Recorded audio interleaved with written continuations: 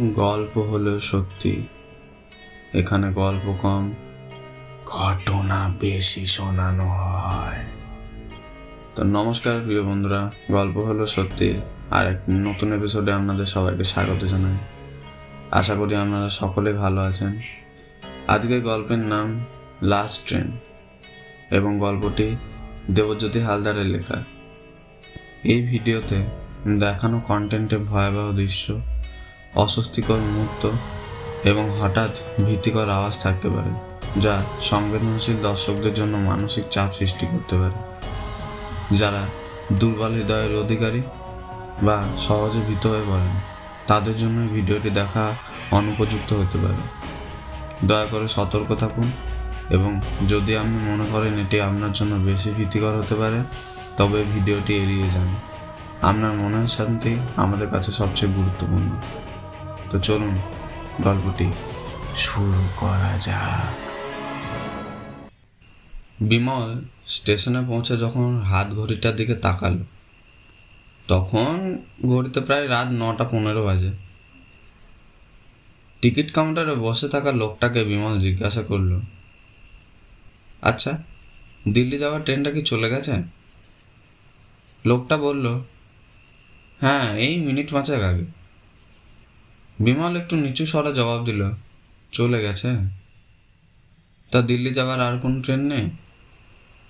লোকটা একটু চুপ করে থেকে জবাব দিল, হ্যাঁ, একটা লাস্ট ট্রেন আছে, যেটা রাত 10:30 নাগাদ আসবে। আপনার যদি কোনো অসুবিধা না হয় তাহলে আপনি লাস্ট ট্রেনে যেতে পারেন। তবে সাবধান, অনেক সময় লাস্ট ট্রেনের জার্নির অভিজ্ঞতা খুব একটা ভালো হয় না। বিমল বলল, না না, আমার কোনো অসুবিধা নেই, আমি লাস্ট ট্রেনে যাব। তাছাড়া আমার লাস্ট ট্রেনের জার্নির অভিজ্ঞতা আছে, আমি অনেকবার লাস্ট ট্রেনের জার্নি করেছি। লোকটা বলল, তাহলে ভালো, বেস্ট অফ লাক, আপনার যাত্রা শুভ হোক। বিমল বলল, ধন্যবাদ।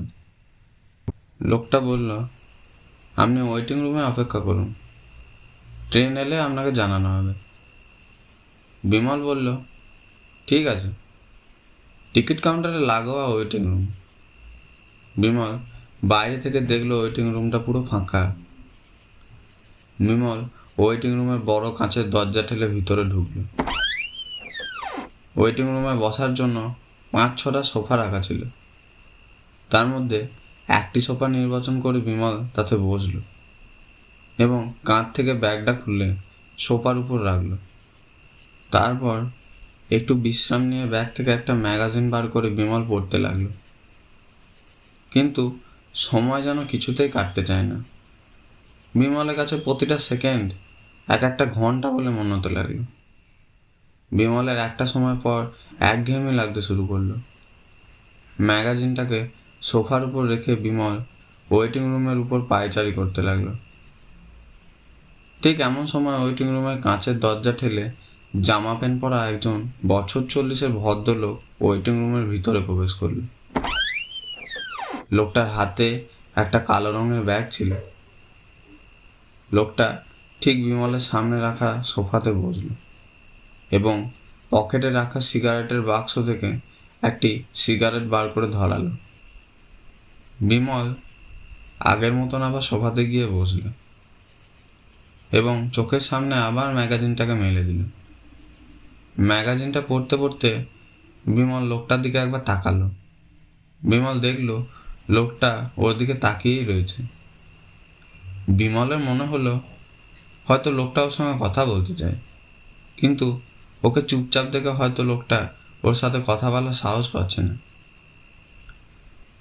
ওয়েটিং রুমের ভিতরে বেশ কয়েক মিনিট নিস্তব্ধতা বিরাজ করল। তারপর ওয়েটিং রুমে নিস্তব্ধতা ভঙ্গ করে বিমল লোকটাকে জিজ্ঞেস করলো, আপনি কোথায় যাবেন? লোকটা শটান জবাব দিল, দিল্লি, ওখানে আমার ছেলে থাকে। এখানে আমি একটা বেসরকারি ব্যাংকে চাকরি করতাম, সবেমাত্র 4 দিন হলো রিটায়ার হয়েছে, তাই আর এখানে থাকবো না, ছেলের কাছে চলে যাচ্ছি। আর আপনি? বিমল উত্তর দিল, আমিও আপনার মতনই দিল্লি যাব। লোকটা একটু মুচকি হেসে বলল, তাহলে আপনারা আমার গন্তব্যস্থল একই। বিমল বলল, হুম। তারপর বিমল লোকটাকে জিজ্ঞাসা করলো, আপনার বাড়িতে কে কে আছে? লোকটা বলল, বাড়িতে ছেলে, বৌমা, একটি নাতি আর একটি নাতনি। বিমল বলল, আর আপনার স্ত্রী?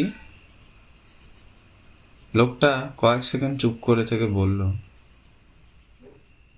আমার স্ত্রী বছর 4 হলো ট্রেন দুর্ঘটনায় মারা গেছে। বিমল বলল, ও, আই এম সরি, কিছু মনে করবেন না, হ্যাঁ? লোকটা বলল, না না, ঠিক আছে, আপনি তো জানতেন না তাই জিজ্ঞেস করেছেন। তা যাকগে, আপনি বলুন আপনার বাড়িতে কে কে আছে? বিমল বলল, আমাদের বাড়িতে আমি, আমার স্ত্রী, আমার 5 বছরের একটা ছেলে আর 3 বছরের একটি মেয়ে আছে। লোকটা বলল, খুব ভালো। বিমল লোকটাকে জিজ্ঞাসা করলো, আপনার নামটি কি আমি জানতে পারি? লোকটা একটু হেসে বলল, নিশ্চয়, আমার নাম রথিকান্ত দাস। আপনার? বিমল বলল, আমার নাম বিমল হালদার। এইভাবে কথা বলতে বলতে খুব কম সময়ের মধ্যে ওরা দুজনকার বেশ জানাশোনা হয়ে গেল। কথা বলতে বলতে কখন সময় কেটে গিয়েছে বিমল বুঝতেও পারেনি। ঠিক 10টা 25 নাগাদ টিকিট কাউন্টারের লোকটা ওয়েটিং রুমে কাঁচের দরজা ঠেলে ভিতরে ঢুকে ওদের দুজনকার উদ্দেশ্যে বলল, ট্রেন এসে গেছে, চলে আসুন। বিমল লোকটাকে বলল, চলুন তাহলে, বাকি কথা না হয় ট্রেনেই যেতে যেতে বলা যাবে। বিমল ওর ব্যাগটাকে কাঁধে তুলে নিয়ে ওয়েটিং রুমের কাঁচের দরজা ঠেলে বাইরে বেরোলো। বিমলের পিছনে পিছনে ওই লোকটি ওয়েটিং রুমের কাঁচের দরজা ঠেলে বাইরে বেরোলো। টিকিট কাউন্টারে লোকটা বলল, তাড়াতাড়ি ট্রেনে উঠে পড়ুন, এখানে ট্রেন কিন্তু বেশিক্ষণ দাঁড়াবে না। বিমল একটু দেরি না করেও ট্রেনে উঠে পড়ল। বিমলের সঙ্গে ওই লোকটিও ট্রেনে উঠল। বিমল দেখল ট্রেনটা পুরো ফাঁকা। ট্রেনের ভিতরে কেবলমাত্র ওরা দুজনই। বিমল জানালার কাছে সিটে গিয়ে বসল। লোকটাও ঠিক বিমলের সামনে সিটে গিয়ে বসল। বিমলের বেশ খিদে পাচ্ছিল। বিমল ব্যাগ থেকে বিস্কুটের একটা প্যাকেট বের করে প্যাকেটটাকে ছিঁড়ে তার থেকে বিস্কুট বার করে খেতে লাগলো। বিমল বিস্কুটের প্যাকেটটার দিকে ইশারা করে লোকটাকে জিজ্ঞেস করলো, আপনি বিস্কুট খাবেন? লোকটি বলল, না। বিমল বলল, ঠিক আছে, তাহলে আমি একাই খাই। ঠিক এই সময় বিমলের ফোনটা বেজে উঠল। ফোনটা বার করে দেখলো ছোটোবেলাকার বন্ধু সাগ্নিক ফোন করেছে। বিমল কলটা রিসিভ করে হ্যালো বলতেই ফোনের ওপার থেকে সাগ্নিক জিজ্ঞাসা করলো, তুই এখন কোথায় আছিস? বাড়িতে তোর জন্য সবাই অপেক্ষা করছে রে। বিমল বলল, আমি এই সবে ট্রেনে উঠলাম। সাগ্নিক জিজ্ঞাসা করলো, কেন? তোর তো রাত 9টায় ট্রেনে ছিল, তা তুই এখন ট্রেনে উঠলি কেন? বিমল বলল, রাস্তায় ট্রাফিকের জন্য স্টেশনে আসতে দেরি হয়, তার জন্য রাত 9টা ট্রেনে আমি মিস করি। তাই অগত্যা 10:30টায় আমার লাস্ট ট্রেনে আমাকে ধরতে হলো। তুই চিন্তা করিস না, কাল ঠিক সময় আমি পৌঁছে যাব। সাগ্নিক বলল, ঠিক আছে, সাবধানে আয়। চল, ঠিক আছে, রাখছি রে। বিমল বলল, ঠিক আছে, রাখ। এই বলে সাগ্নিক ফোনটা কেটে দিল। এসব করতে করতে বিমল খেয়াল করলো এখন ওই লোকটা একটা গল্পের বই পড়ছে। বইটার সামনের প্রচ্ছদ দেখে বিমলের বুঝতে পারলো যে বইটা ভূতের গল্প। লোকটাকে মনোযোগ সহকারে গল্পের বইটা পড়তে দেখে বিমল কৌতূহল মাখানো কণ্ঠে জিজ্ঞেস করল, আচ্ছা রতিকান্ত বাবু, আপনি কি ভূত বিশ্বাস করেন? লোকটা নিজের মুখের সামনে থেকে গল্পের বইটা সরিয়ে নিয়ে বিমলের দিকে একবার গুনগুনে দৃষ্টিতে তাকালো। তারপর বলল, হ্যাঁ বিশ্বাস করি। বিমল একটু হেয়ালি করেই লোকটাকে জিজ্ঞাসা করলো, আপনি কখনো ভূত দেখেছেন? লোকটা বলল, না দেখিনি, কিন্তু তা বলে যে ভূতের অস্তিত্ব নেই এটা কখনোই বলা যায় না। এই জগতে যেমন মানুষের অস্তিত্ব আছে, ঠিক তেমনই ভূতের অস্তিত্বও আছে। এক কথায় মানুষ থাকলে ভূতও থাকবে। লোকটা উল্টে বিমলকে জিজ্ঞেস করলো, কেন আপনি ভূতে বিশ্বাস করেন না? বিমল বলল, না আমি ওসব ভূতে টুতে বিশ্বাস করি না, ভূত বলে কিছু নেই। লোকটা বেশ কিছুক্ষণ চুপ করে গম্ভীর গলায় বলল, আর যদি ভূত আপনার সঙ্গেই থাকে তাহলে তো আপনি বিশ্বাস করবেন? বিমল একটু অবাক হয়ে বলল, মানে? এই বলে লোকটা নিজের মুখের ওপর থেকে বইটা সরিয়ে দিল। লোকটার মুখটা দেখে বিমলের চোখ দুটো বিস্ফারিত হয়ে গেল। লোকটার সারা মুখে রক্ত লেগে রয়েছে। থুতনির একদিকটা কোনো ভারী জিনিসে আঘাত লাগার ফলে থেতলে গেছে। লোকটার সমস্ত কাপড় জামাতে রক্ত লেগে গেছে। এই ভয়ানক দৃশ্য দেখার পর বিমলের গলা যেন শুকিয়ে কাঠ হয়ে গেছে। বিমল অনেক চেষ্টা করার পরেও গলা দিয়ে কোনো আওয়াজ বেরোলো না। বিমল একটু দেরি না করেও সিট থেকে উঠে সামনের অন্ধকার কামরার দিকে ছুটতে লাগলো। ছুটতে ছুটতে বিমল একটা ভারী জিনিসের সঙ্গে হোঁচট খেয়ে ট্রেনের কামরায় অ্যালুমিনিয়ামের মেঝের উপর সজোরে মুখ থুবড়ে পড়ল। বিমলের থুতনি ফেটে রক্ত বেরোতে লাগলো। বিমল পকেট থেকে রুমালটা বার করে থুতনির উপর চেপে ধরল। পকেট থেকে ফোনটা বার করে ফোনের টর্চটা অন করে পায়ের কাছে মারতে বিমলের গা শিউরে উঠল। ওর পায়ের কাছে আছে একটা পচা গলা আধ খাওয়া লাশ। বিমল সঙ্গে সঙ্গে 2-3 পা পিছিয়ে গেল। লাশটার মুখের উপর টর্চের আলো পড়তে বিমল আঁতকে উঠল। লাশটা বিমলের খুবই চেনা।